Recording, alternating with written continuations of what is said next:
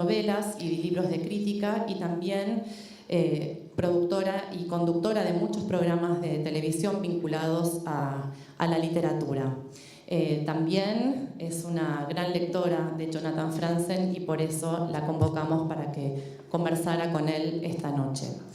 Queremos agradecer especialmente al Malva por poder tener la presencia de Franzen hoy acá, y también al impulso cultural del Ministerio de Cultura del Gobierno de la Ciudad de Buenos Aires. Así que muchísimas gracias, los dejo con esta entrevista.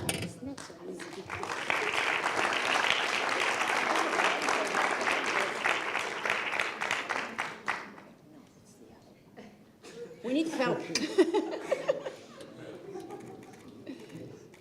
Así es la literatura.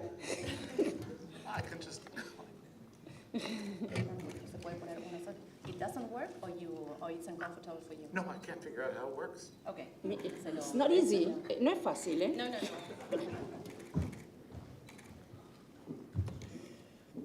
Perdóname. Muy buenas noches, una alegría que estén por aquí. Además, bueno, hay muchos fans de Franzen y yo pensaba, ¿no? ¿Cómo es el fan de un escritor, a diferencia del fan de un cantante de rock o de otros ámbitos, ¿no? ¿Es fan del escritor en sí o de lo que el escritor es como titiritero del mundo? Es decir, ¿es fan de los personajes, de Pip? ¿Es fan de lo que ese escritor nos brinda? ¿O cómo es esto de querer tanto a un escritor? Yo hace muchos años me acuerdo que hice un programa que se llamaba El Fantasma, donde se trataba justamente de producir el encuentro entre los escritores y su fantasma, que son los lectores. En realidad nunca se conocen y esta es una gran oportunidad para que ustedes conozcan a Jonathan Franzen. Yo aproveché también para hacer un ejercicio físico, porque Franzen nos posibilita, digamos, un ejercicio intelectual, emotivo y también físico. Si uno no tiene un ebook y le gusta andar con sus libros en el subte, y si son varios libros, yo quise traerlos todos para ejercitarme doblemente. Y realmente es un peso maravilloso el que implica leer a Franzen, y además en sus dos vertientes. No sé si todos saben que Jonathan Franzen tiene estos mundos que ha creado en la gran novela americana. Empezó antes de las correcciones, pero seguramente muchos lo conocen desde las correcciones. Y después, por supuesto, vino Libertad, un gran libro, Pureza, que para mí es quizás el que más fan soy, probablemente porque su personaje protagónico, Pip, es una maravilla como la ha creado. Luego, Encrucijada, como bien dijo Victoria, pero también tiene toda su otra zona de non-fiction, sus ensayos, su combate ecológico. Aquí en la Argentina se está produciendo también esa doble orilla, que a veces se cruza y en otras ocasiones la militancia va por un lado y la ficción va por el otro. No es fácil porque es un borde fino el de la non-fiction y la ficción. Aquí traje un precioso libro que es Cómo estar solo, que es una colección de ensayos muy original en su presentación. Y yo quería quizás empezar por ahí, porque después vamos a adentrarnos en las familias que ha inventado Franzen, familias que... En eso conversábamos con algunas amigas escritoras que disfrutan mucho de tus libros, que en Estados Unidos se produce el efecto de la familia como congregación literaria, y pensábamos en la Argentina no será tanto, son héroes más angustiados y solitarios, no solamente pensando en Borges, sino también pensando en Art o en otros escritores. La familia no es el centro, y en la gran novela americana la familia es un pozo de narración importantísimo. También lo es en Thomas Mann, digo, no es solamente desde el punto de vista norteamericano. Los Buddenbrook es una novela importante. Y quizás para empezar, ya que Pureza, la novela que mencioné recién, que tanto me gustó, tiene un epígrafe de Goethe, y Jonathan Franzen tiene una pata en la lengua germánica. Goethe decía que él, para escribir, empezaba pensando en el carácter del personaje y que el carácter construía la historia. Como las novelas tuyas tienen tantos personajes, pero al mismo tiempo cada uno está trabajado no desde la subjetividad de un solitario, sino desde la intersubjetividad. A mí eso me maravilla en su obra, cómo puede trabajar el entre, los miembros de una familia, los amigos. Empezaría por ahí. Goethe decía, pienso un carácter y me surge una historia. El carácter, ¿no? Como la personalidad, no el carácter como personaje. ¿Por dónde empieza la historia? ¿Por el personaje? ¿Por un sentimiento? ¿Por una furia? ¿O no tiene comienzo? Es una sorpresa.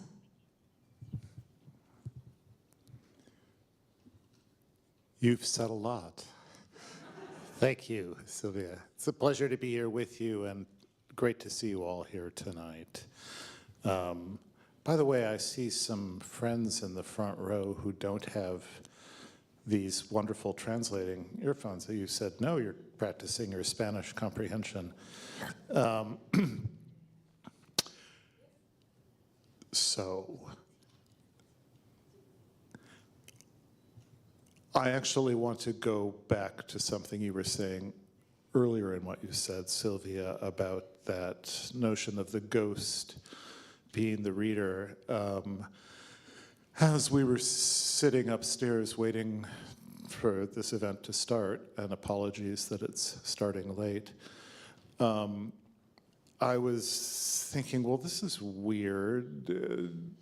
I am just this guy, but I am going to go on stage and be expected to be that guy. And so in a funny way, when you were asking, well, what are you a fan of? I think it's an interesting question because it's like, what are you a fan of? What is that person whose name is on the cover of the book? It's not who I am. Right down to the name, everybody calls me John, but on the cover of the book it says Jonathan. And it's odd when I've been in a solitary place, which is where I spend much of my time, to suddenly have to inhabit the person whose name is on the cover of the book. And I'm aware that that's something I created because I wanted that. I wanted to be a successful writer.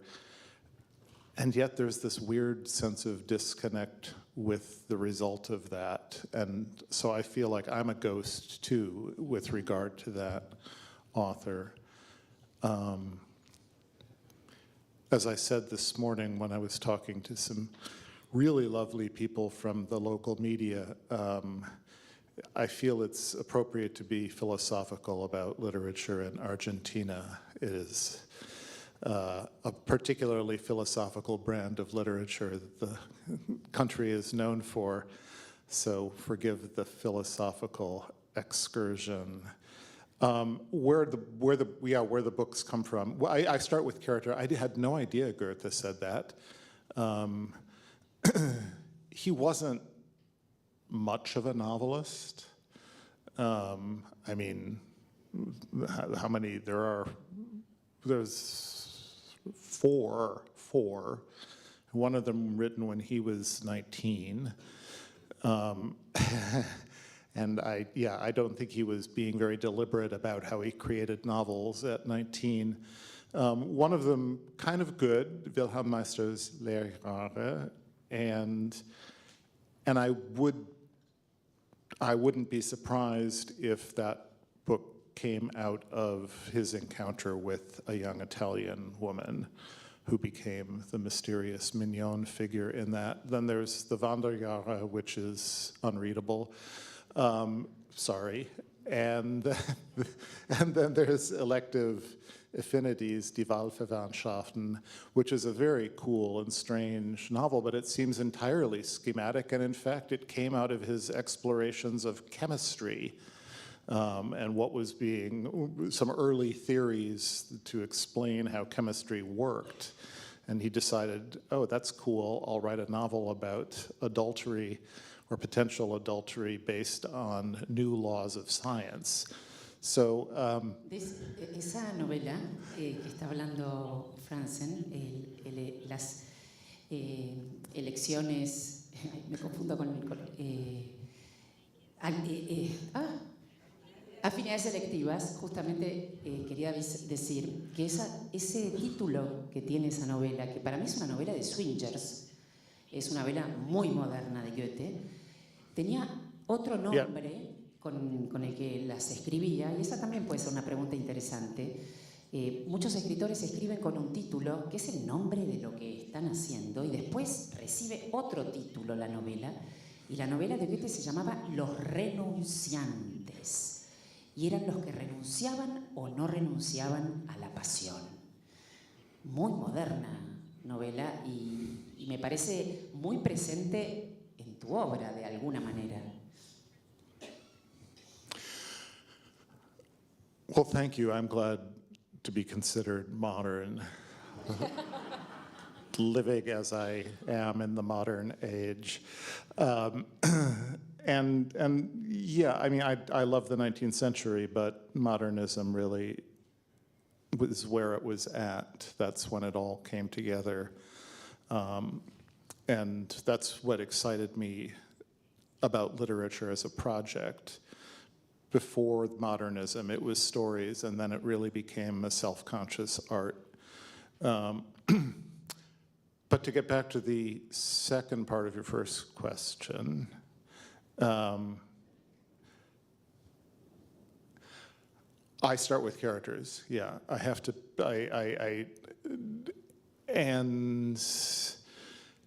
But for me, what is a character? A character is a literary character is marks on a page. It doesn't exist. It's a coded language on a printed page. And when you were trying to create a character, which is what I spend most of my time as a novelist doing, and then a few happy months actually writing the book, but most of the work is going into creating the main characters. And a character is not a list of adjectives describing the character. It's not a list of physical attributes. It's not even a history, because it's easy to make up a history, and you can have that person work for the French Foreign Service and then become whatever, you can do anything. History is not determinative of character.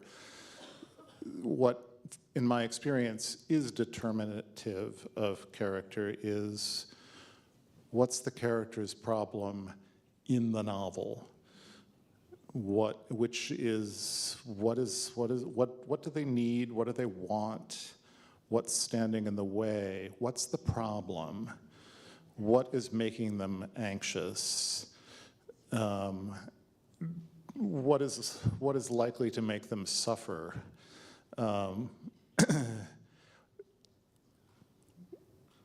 Failure, anxiety, suffering, and really wanting something but not being able to get it. Those are kind of magic for the reader, for this reader reading a book. If I sense that if you just tell me John has $1 million and is trying to figure out how to spend it, that I'm not very interested. If you tell me John needs $1 million for a very specific reason, and he has no idea how to get it. Well, I am interested. So the search for me, and it takes years in building a main character, is trying to come up with some funny one-sentence description of what their problem is. It helps to have a physical, actual person in mind, ideally someone I don't know very well, so that I can gesturally picture that person, but that can be almost random. One of the main characters in Crossroads, I was picturing the man who sang for the church choir when I was growing up. He had a beautiful voice. He actually sang at my father's funeral. Did I know him? No, I just heard him sing. He was a very tall man with impressive eyebrows, and a good member of the church. So that was half a character. I could just picture Mr. Sims. Real irony of that, on the cover of Crossroads, that's Mr. Sims Jr. with the guitar.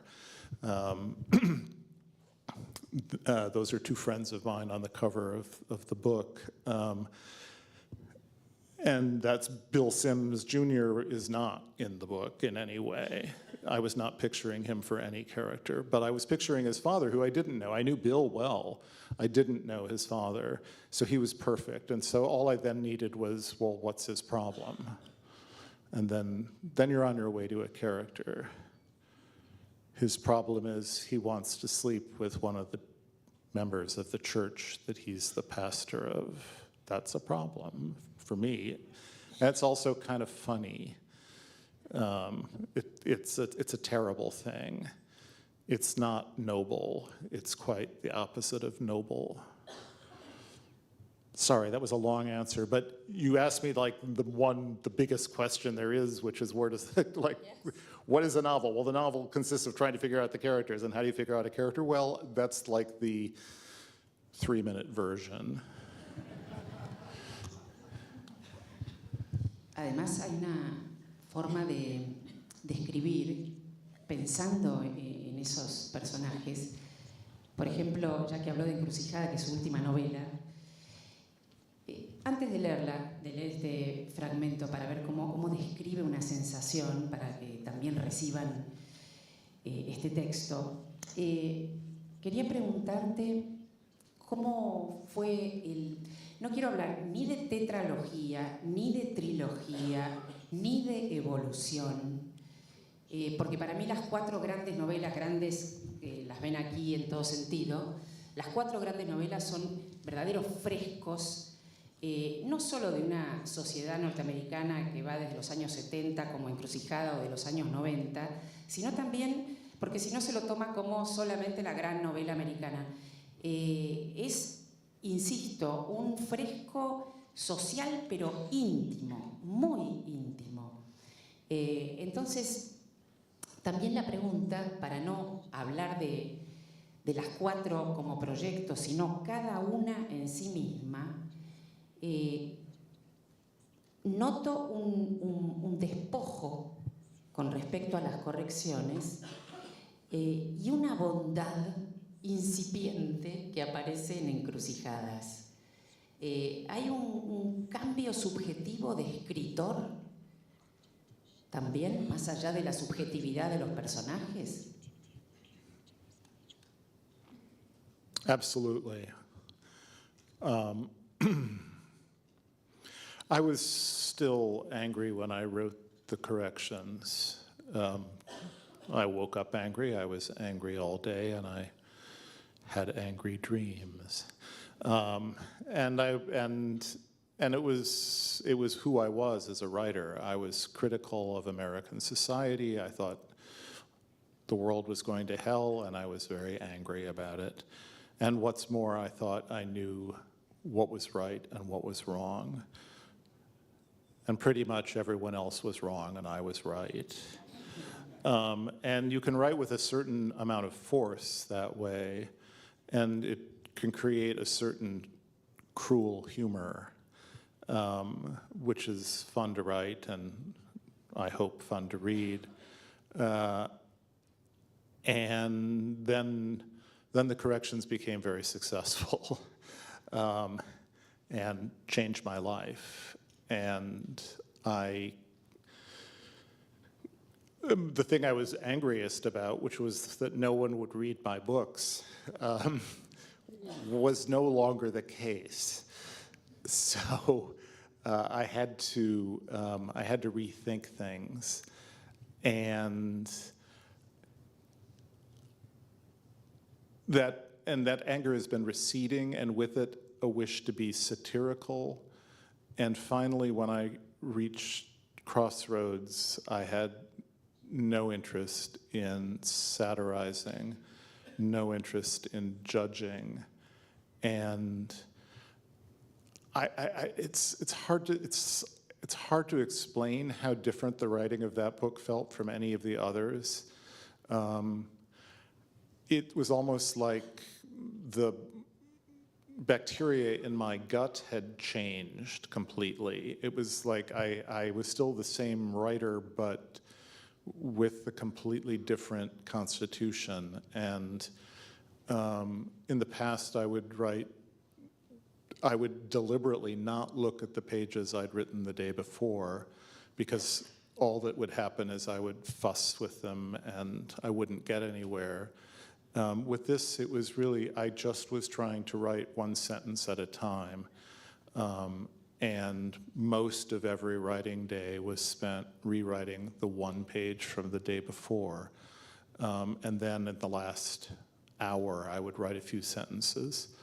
And that had to do with, well, two things. One, I was out of material. All of the really obvious characters to make novels out of, I had already made novels out of. I had 5 novels. I'd used up pretty much everything I'd experienced. So these characters were much more created out of nothing. And the combination of having to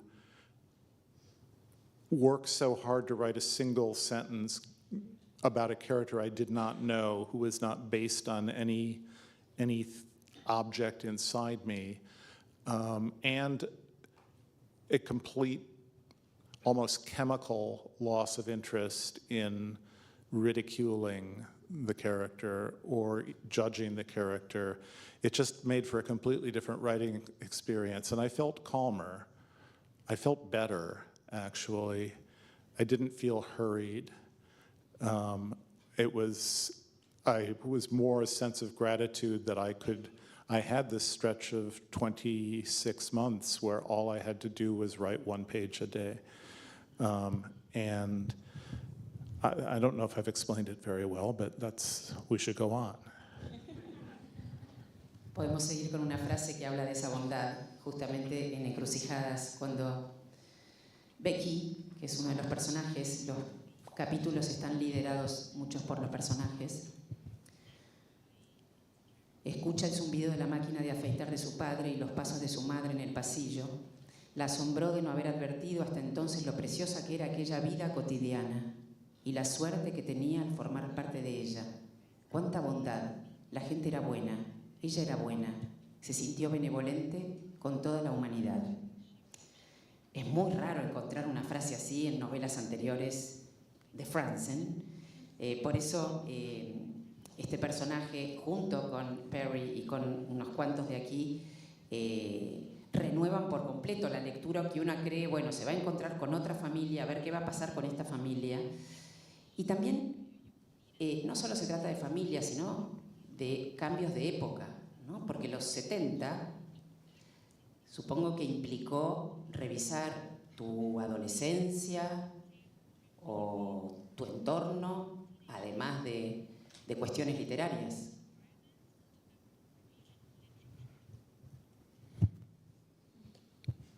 Yes. I was nodding at that. So Becky is a pretty girl, very, very popular. the kind of person that my friends in high school automatically hated. Not hard to understand why. They had everything. We had books. So I didn't, she was the hardest character to create because I didn't like her. I still was a 17-year-old resenting the pretty popular girls. But after working some 4 months, I had the idea that she had just been kissed for the first time. And then I did spend some days trying to just remember what it was like in the aftermath of kissing someone for the first time. And I was just writing down what I remembered feeling, which is, hey, everything's all right. The world is so much better than I thought it was. That's really all it was. And of course, it's ridiculous because there's nothing but conflict in her house, and the world is not full of kindness. And neither, frankly, is Becky. Hay otros besos, ¿eh? Estaba buscando otro primer beso. No es el único primer beso. Hay un primer beso increíble en pureza, creo. Que además siempre me impactó cómo está escrito ese beso.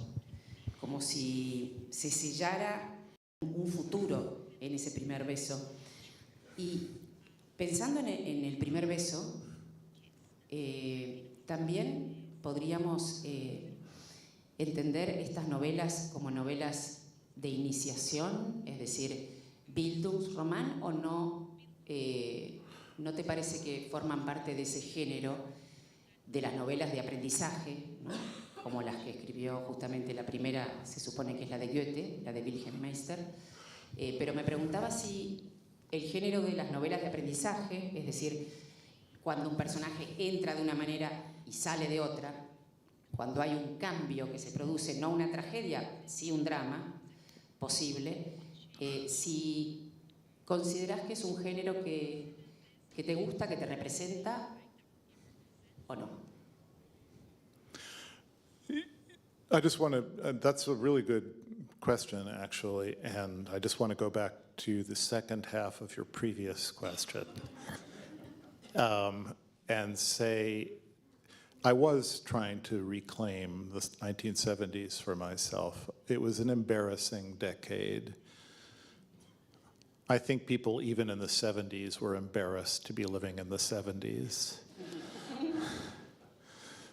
That's how I remember it, but it could be that my embarrassment was so total that I projected it onto the whole world. And that's how it remained. And I had never written about the 70s because I was kind of ashamed of who I was and frankly ashamed of the whole decade. Terrible hair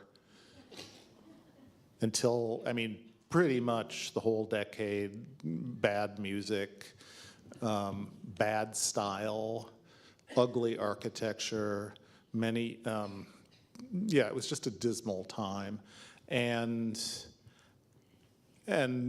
part of the process of the book for me was remembering, yes, but along the way you kissed a girl for the first time. And that was, and yes, there was some embarrassment about that too. How not?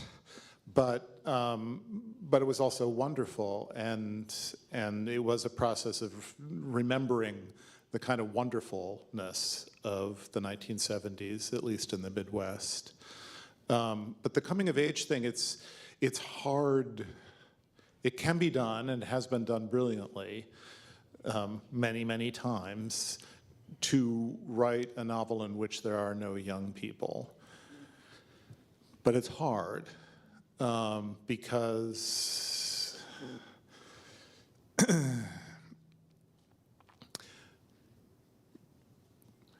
young people really, really want things. And if you accept my premise that compelling narrative has to do with people really wanting things. It's so hard to completely exclude young people. And they're, so I wouldn't say necessarily coming of age. Yes, the young characters are coming of age, but simply I keep putting young people in the novel even as I've got farther and farther from being a young person himself. And I suppose at a certain point it would get a little creepy if I keep writing about young people. But yeah, that's absolutely. Did that sort of answer your question? Okay. El beso que andaba buscando, que está en encrucijada, el que quería compartir, se dio cuenta de que el beso había contraído el futuro de forma drástica. Cualquier hecho situado más allá del día siguiente carecía de relevancia.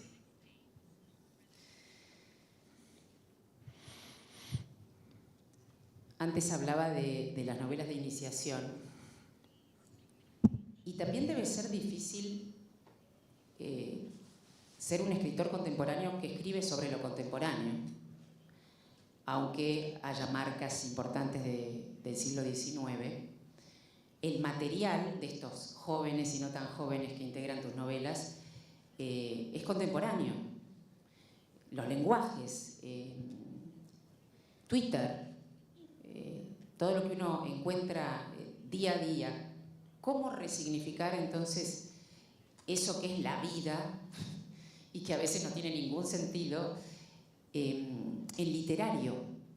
¿Cómo es el realismo del siglo XXI, si te consideras realista en el sentido literario? Yeah, if I'm not a realist, then really who is these days?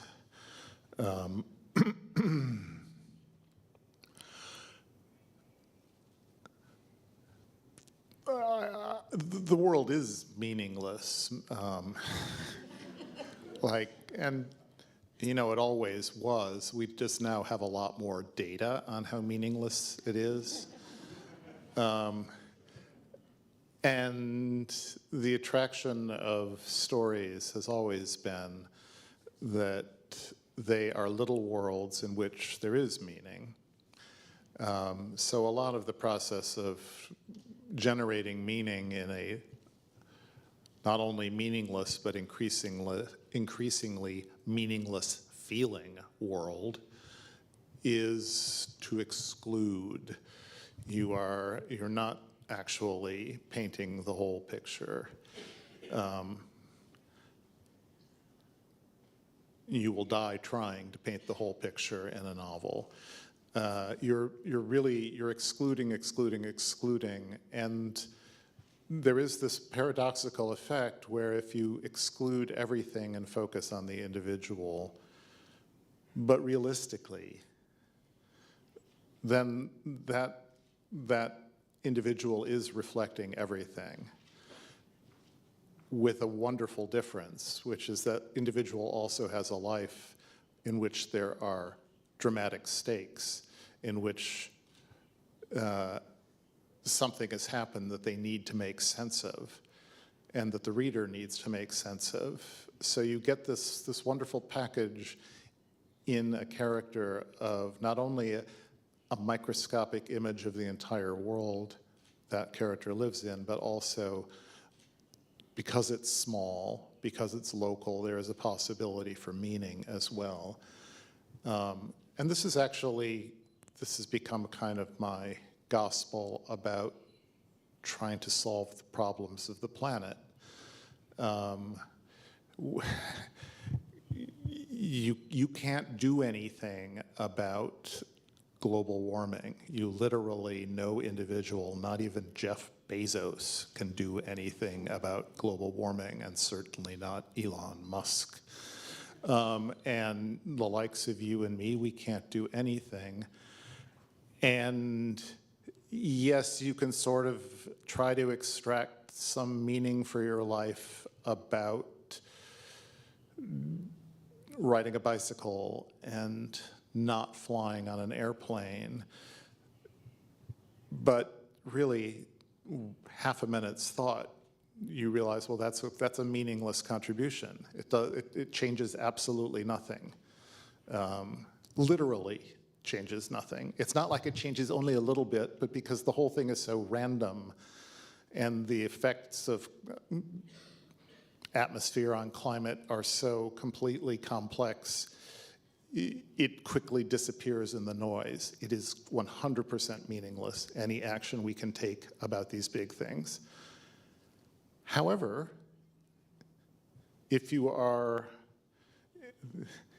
clean up the trash on the beach and the sea turtles come in and they don't snag on some piece of plastic but lay their eggs and there are new sea turtles, well, it doesn't save the world, but you sure made a difference. And it is therefore a kind of character novelist's view of what we should be doing and how we should be thinking about finding meaningful action in a very dark time.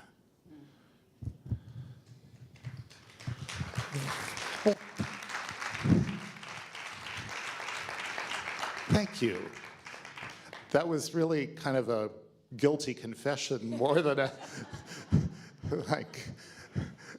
but thank you. Está bien eso, el aplauso de la guilty confession. Me preguntaba si en este mundo, en la era del vacío, como dicen algunos, los pájaros significan, ¿qué significan para vos?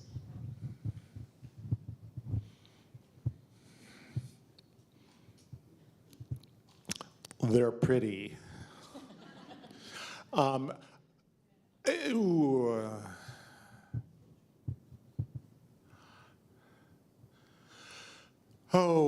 been thinking a lot about the death of birds. I spent the summer writing an unhappy story about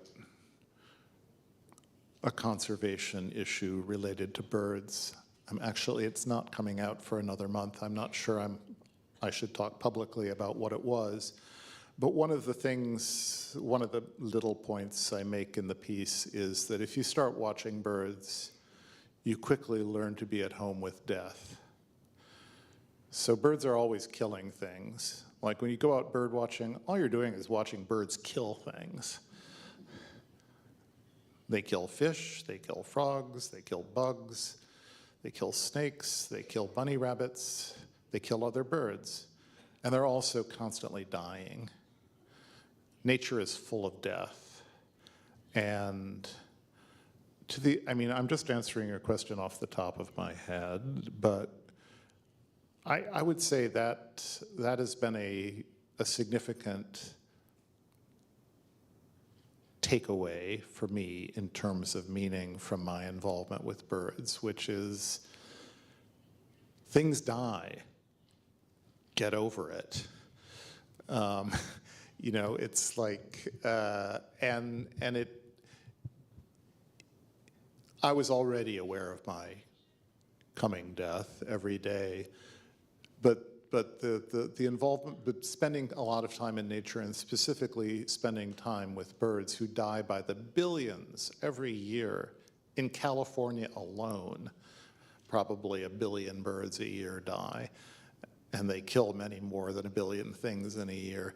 Spending so much time with death, it somehow, it doesn't make it any less sad that I'm going to die and people I love are going to die, but it puts it in something close to a meaningful framework, which is we are fragile organisms, and death is just part of that, and it can be sudden. And maybe that's the largest meaning I get from it all. Sorry, sort of a sad answer. Bueno, él siempre se mueve entre la tragedia y la comedia. Con tal de tener un poco de distancia, se puede reír del drama. ¿no? En tu obra hay muerte, hay tragedia y sin embargo la risa se sostiene, ¿no? ¿Cómo es ese equilibrio entre la ironía, la ternura, profunda ternura, la tragedia y el festejo de la vida? En tus novelas muy presente. Literally one sentence at a time, but irony is a good friend, and comedy is a good friend. I feel at ease with someone who's funny. When I'm with someone who's not funny, I become anxious. Someone who doesn't laugh at some obviously funny thing that I or a friend of mine says, that's bad news. And I kind of feel that way about books with no humor in them. It's like, that's bad news. Comedy and laughing entails a certain kind of distance. It doesn't mean cruelty. It can mean cruelty, but it doesn't have to mean cruelty. It can be very loving. I've been having a short email exchange with a reader I have never met who wrote with some nice things to say about my work and then talked about not liking a certain kind of literary humor such as Nabokov, that kind of cruel literary humor. And I was like, are you kidding? Penin? He loves Penin. He is Penin. Same thing with Charles Kinbote. I mean, yes, he's making fun of poor Charles, but he wouldn't be able to put these characters in such perfectly ridiculous situations if he didn't really know them and, I think, care about them. Those are very loving, and thankfully that email exchange has ended, but neither side admitted defeat. So I think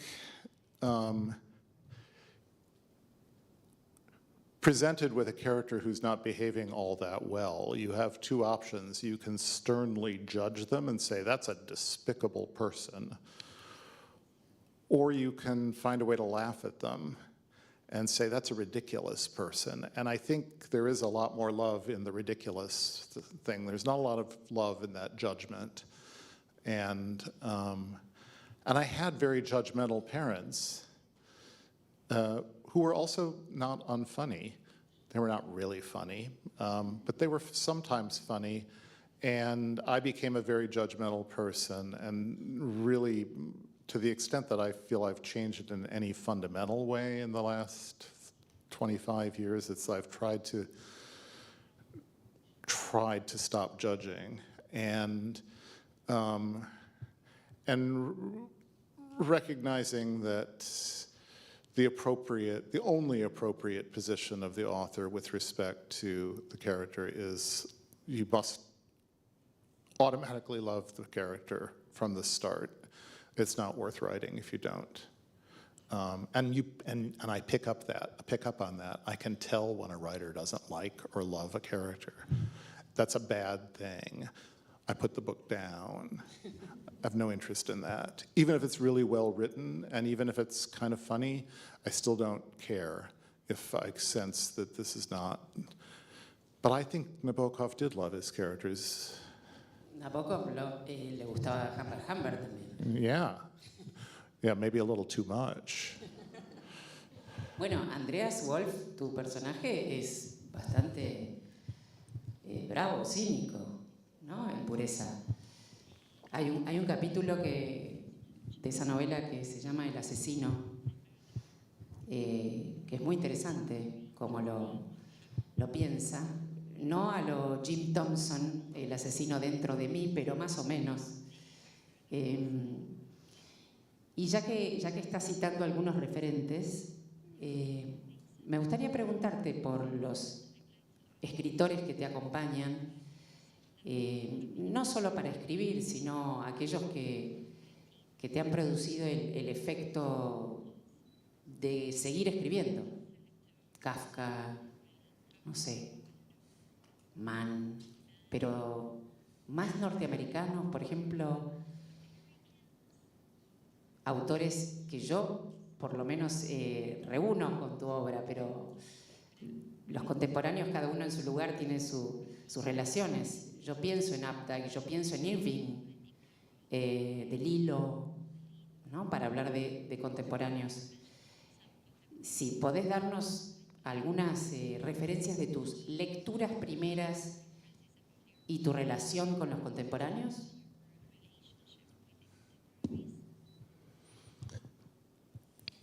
¿Demasiado?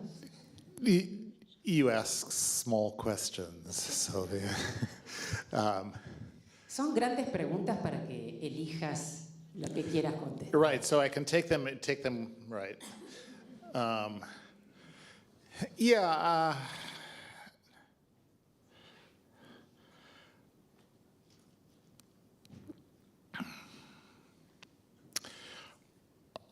Going back to my childhood, settle in. I'm going to talk about my reading for the last 58 years.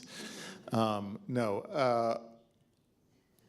was exposed to some very good books as a kid, notably the Narnia books. C.S. Lewis remained an influence, really, because those were grown-up books for children, and that's why children love them. Evil was real in those books. It wasn't like, oh, the bad monster. The evil was much more insidious, and it was a threat inside the characters, and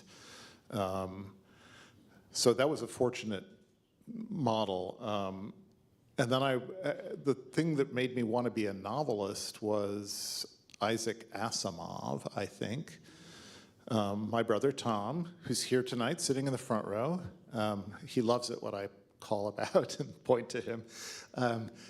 Tom gave me the first volume of the Foundation trilogy as a Christmas present around 1974 or 75, and I read those books, all three Foundation books, 3 or 4 times. In hindsight, it's possible to find fault with those books. They don't make any sense, ultimately.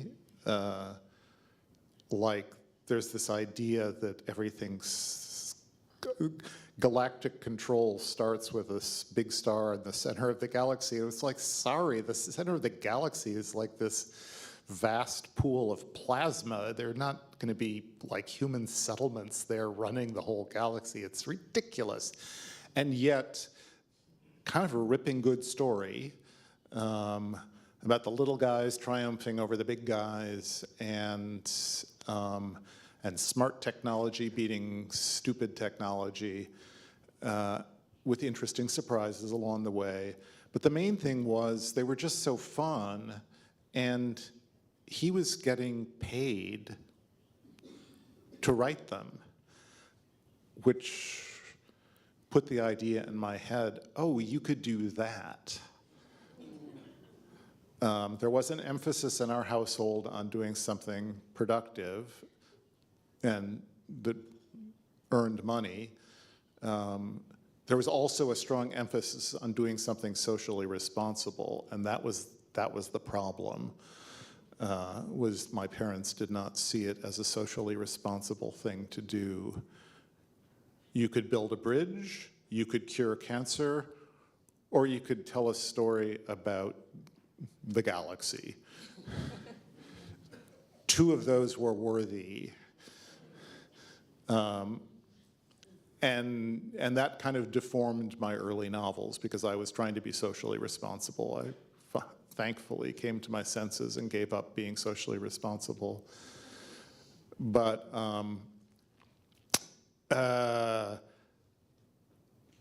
so maybe those aren't the influences you were looking for, but it really goes back to that. And then it was just a matter of looking and looking and looking for good stuff, and if you look, you start to find. Yeah. Faulkner made a big impression on me in high school already. He was hard, but kind of great, and so on. And then it's a list of about 500 books, so I'll stop there. Bueno, en Faulkner ya está también la familia disfuncional funcionando. Al principio yo hablaba de la diferencia y por suerte creo que bastante separada la obra de ficción de la no ficción, el compromiso ético, ecológico en tus libros de no ficción, aunque por supuesto la ficción está llena de pájaros, por suerte. ¿Cómo es esa diferencia como a la hora de escribir, digamos? ¿Qué es lo que te lleva a seguir estando enojado en la non-fiction, quizás, y escribir peleándote con el mundo a través de la no ficción?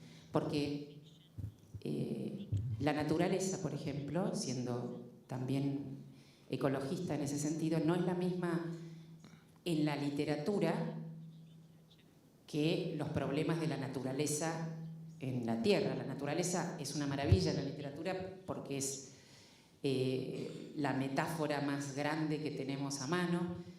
Incluso muchos de los momentos sublimes de estas novelas tienen descripciones de la naturaleza que dan cuenta de cómo incide en el ser humano, casi como en el romanticismo, más que en el realismo. Pero yo me preguntaba entonces, ¿qué te hacía enojar como escritor de no ficción o qué te impulsa a escribir en relación a la naturaleza real y no la naturaleza literaria? That's a good question, thank you. The nonfiction falls in two categories. One is this book here, Cómo estar solo, also known as the discomfort zone. That's different because that's not an angry book. It's a memoir, largely about the 1970s, actually, and lots of shame had to be dealt with to write that because it was my childhood. But that was a totally different project. Everything else, I went through, I did this only with one book, but I went through the table of contents of one of my essay collections, Farther Away, and I wrote down what I was angry at in each, and I could see, it hadn't occurred to me, and then suddenly I realized I can, in every case, for something I've written as an essay, find what I was angry about, and I wouldn't have written it if I weren't angry. So it's part of, and that has been part of the process of liberating myself from anger in the novels, is that I had this other outlet. If I was angry about something, I didn't have to try to have a plot that made my point about how terrible something was. I could actually just sit down and do journalism or write an essay about that thing that was upsetting me. And then curiously, it wouldn't upset me anymore because I'd said what I had to say and I could just forget about it. And I could go back to doing this socially useless thing of writing a novel. My mother, shortly before she died, said she liked my nonfiction much better. You have to pity the mother of any novelist, I think. But she meant you were doing something useful with the nonfiction. And there is, in my mind, in the image I have of myself, I am doing something useful. I'm calling attention to something the world is mistaken about, or some terrible thing that is happening and not enough people are paying attention to. And that's a worthy thing to do. But really what I'm doing is just ridding myself of the need to be upset about that. It's kind of a selfish thing I'm doing. Not selfish, but it's a self-protective thing. I'm getting rid of the irritant. And that's the case. This thing I wrote this summer that I'm not sure I should talk about, it's about something that has made me angry for the last 20 years. And for the last 10, I've known I need to write about it because I have to, but it makes me so angry and so unhappy I didn't want to. But now maybe I can at least feel I've done that and I never have to do it again, and I don't have to put it in a book, although I did put it at the end of Freedom a little bit. But anyway, did that sort of answer your good question? Okay. Podemos usar un cambio que hizo él en uno de los ensayos, que es bastante elocuente. El ensayo, el texto se llamaba Tal vez soñar, ¿no? Y luego, ¿para qué molestarse? De tal vez soñar a para qué molestarse. Perchance to dream, yeah. From perchance to dream to why bother. That's the difference between a magazine editor determining what the title is and the author getting to determine what the title is. It's like, what does that phrase even have to do with this essay? But interesting fact, authors don't get to choose their own titles in magazines and newspapers. I mean, you could pull the piece. That's your only leverage. You could say, under no circumstances will you publish it under that title. But you've just worked for 3 weeks or 3 months or 4 months to write the thing. You're not going to pull it just because you don't like the title. So they go out under these terrible titles. The New York Times is particularly bad about that. Acá se pueden decir. I mean, so I can. I think I don't remember. I think the title I had for a piece was "Love, Pain Won't Kill You," and the New York Times put a long title on that, which was "Liking is for weaklings. Go for the pain." Weaklings. Like, did I talk? Where did that come from? Liking, and so people are writing to me, liked your piece in the New York Times, liking is for weaklings. Cacofónico. So that's the only difference. Plus the piece got about 25% shorter when it became Why Bother. No sé cuánto tiempo tenemos porque sería interesante contar con algunas preguntas de ustedes si quieren. Sé que hay unos cuantos lectores de tu obra, de non-fiction y fiction, ambas. Quería yo en todo caso, tenía muchísimas más, pero me quedo con una brevísima lectura y una pregunta, o un subrayado. Esta idea, creo que es Pip la que dice, o no me acuerdo quién dice, uno suele avergonzarse de sus padres. Los padres dan vergüenza. Y es algo que está muy presente en estas familias, la vergüenza de los padres.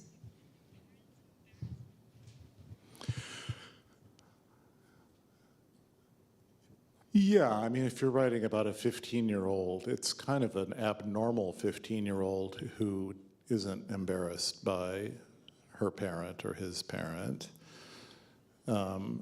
Such things do exist, and I think might even be more common nowadays.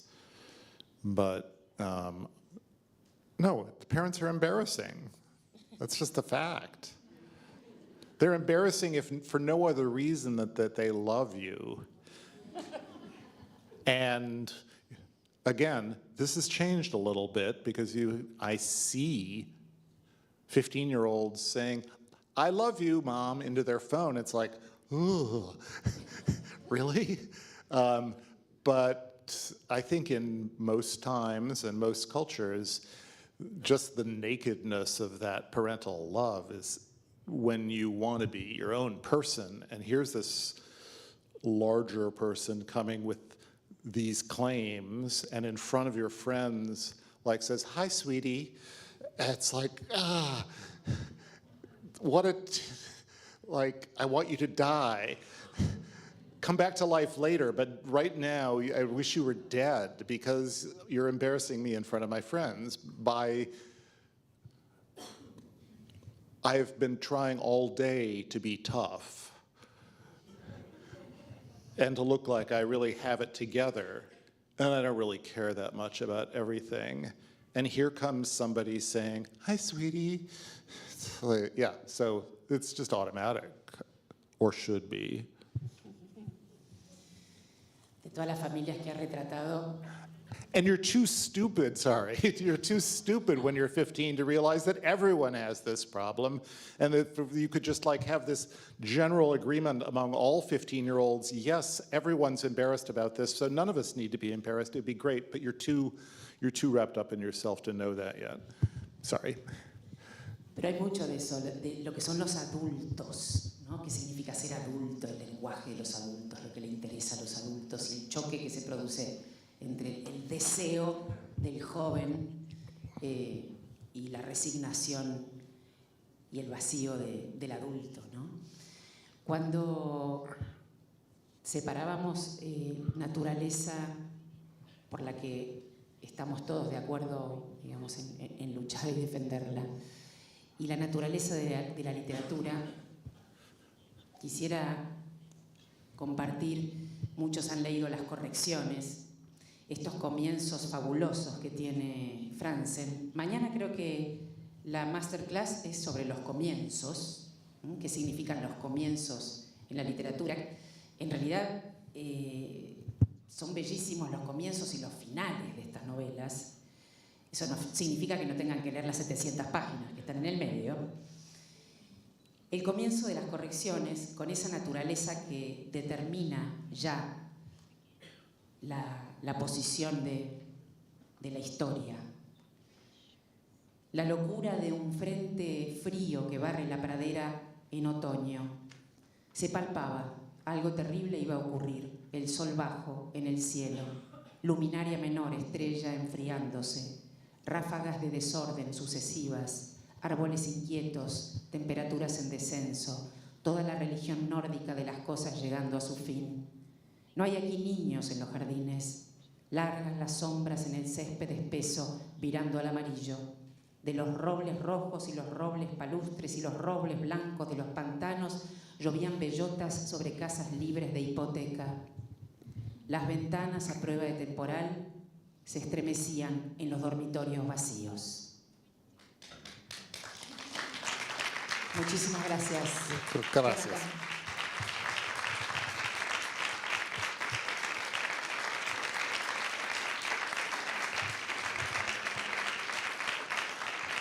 ¿Tenemos tiempo de alguna pregunta, Victoria? ¿Sí? We don't want to be one of those authors and stay too long. But if there is a question or two, I'm happy to take them quickly. Caballero, yeah. Yes, thank you. How to be alone, cómo estar solo, es una memoir, pero también parece un manual para el futuro escritor, ¿verdad?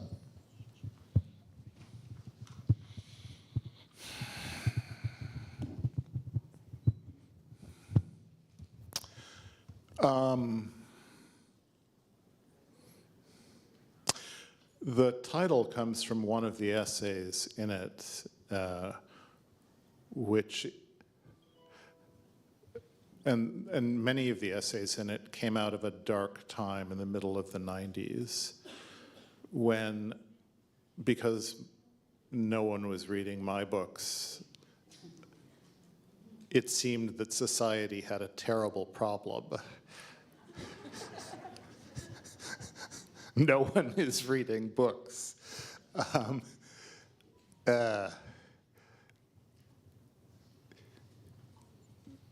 This, by the way, is kind of a law. If people whose books people are reading don't write essays about how terrible the state of literature is. But people were not reading my books. So, and I was trying to, in my mind, defend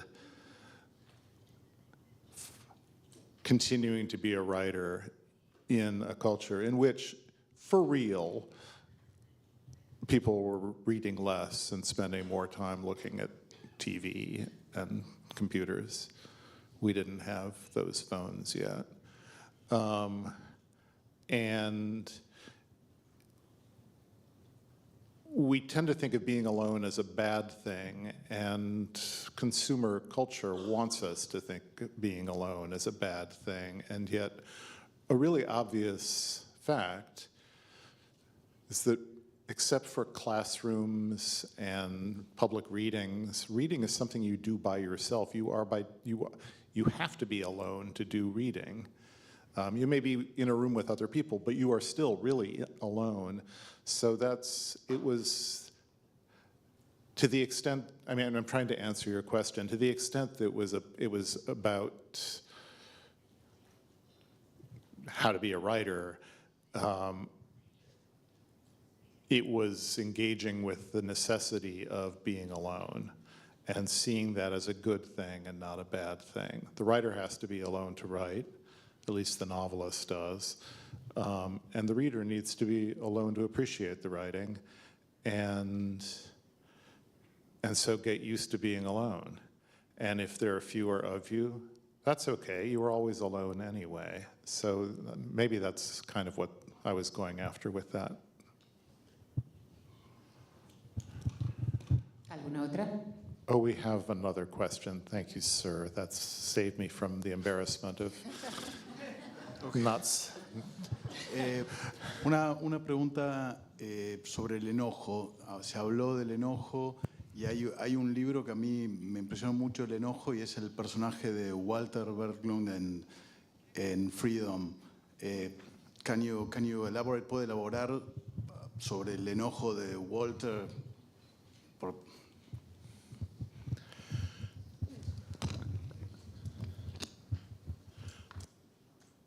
Sure.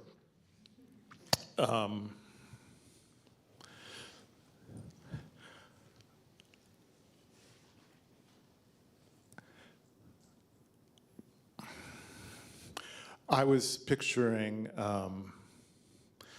the longtime husband of my first real high school girlfriend, super nice guy. But there's a certain kind of really nice man who you sense underneath all of that repression and social conditioning and expectation to be nice, and the fear of not being nice is somebody who's really pissed off. And I think by that point, I'd spent quite a lot of time in the conservation world, nature conservation, and you meet a lot of people who are doing very good stuff. And if you spend any time with them, they're all boiling with rage. And for me, this will circle back to what we started with. We can finish with this. When I was talking about conceiving of a character as there's something unstable, there's something that is going to happen when you have the nicest guy in the world win the hand of and marry not the nicest girl in the world, by her own admission. She's a problematic person, his wife, Patty. When you have that person trying to be nice and do the right thing for all his life, but he has let into his home this, or has created a home with this destabilizing presence of his wife, you're just waiting for the explosion. And that's just like, it was an idea I could work with. The really nice guy who's enraged underneath. And it's as simple as that. It's like, that's the kind of character. And it's shocking that it took 5 years to arrive at that simple description. It did. I spent 5 years trying to get freedom to work. I could not. And then I thought of this cheerful, red-cheeked, Midwestern guy, super nice, who was married to somebody I cared about a lot in high school. Suddenly I had it. It's not like I know him that well. I've probably spent 3 evenings with him. Again, it was not a portrait of him. It was just a picture of that smiling face, but something in the edge of the voice, a little tense in the throat, something, and it was like, yeah, okay, I can do something.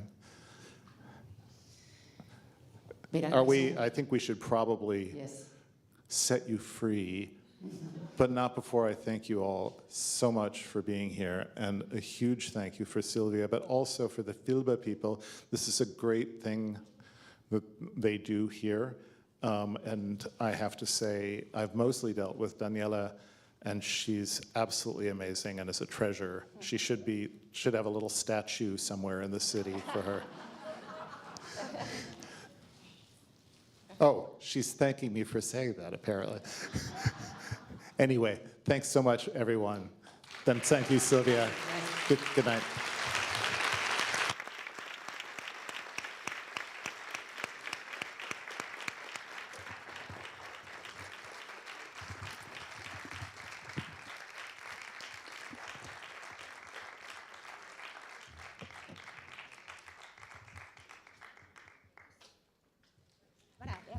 Sí, veamos si alguien se acerca, claro. Decirle que espere un segundo.